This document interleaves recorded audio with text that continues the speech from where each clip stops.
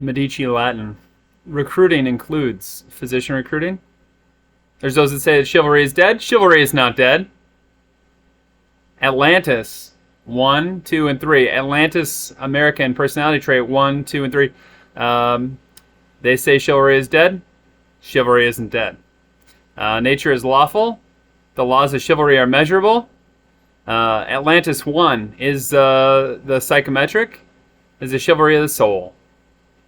That includes the Leos, resilience, Klee, the Klee power of work, from the ancient Lithuanian word meaning to lean on. The lean power of work. Clemency, which is the clemency power of work. Clemency comes from the ancient Lithuanian word meaning to lean, to Klee. How you lean on folks. Clemency is a kinetic clemency. The Klee is a potential clemency. And then a code of honor is the 5th measure, and euphoria is the 6th, euphoria of the soul. Atlantis 2 is the chivalry of the biology. Empathy, harmony, focus, patience, hope. Stoic, being without fear. And fairness of workload. Empathy would be like the opposite of distance. Harmony, the opposite of dissonance. Focus, the opposite of skew. Patience, the opposite of impatience. Hope, the opposite of closed-mindedness. Stoic, which is the opposite of fear.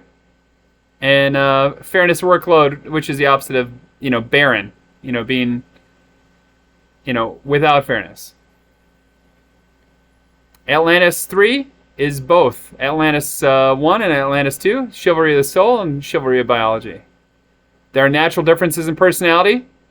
These natural differences are the cause of war, politics, debate, and your roster in your physician group on down through the whole of American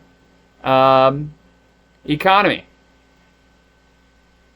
Your roster can benefit from Atlantis 1, 2, and 3 in the same way you can benefit from Descartes, Noam Chomsky, E.O. Wilson. Atlantis 1, 2, and 3 are not just benchmarking, are not just two-dimensional accounting systems.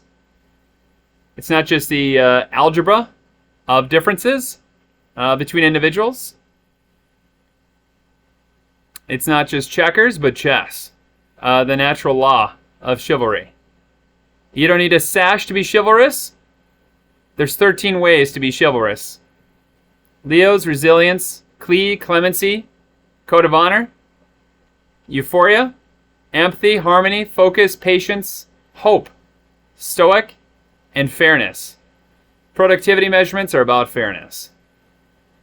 There's other countries that offer a sash for chivalry to a small number of people.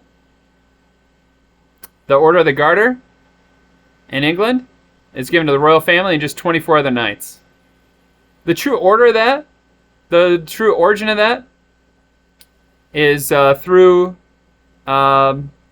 Arthurian legend of knights on the mainland, legend of knights on the continent, the ancient Jagfetic language of Lithuanians.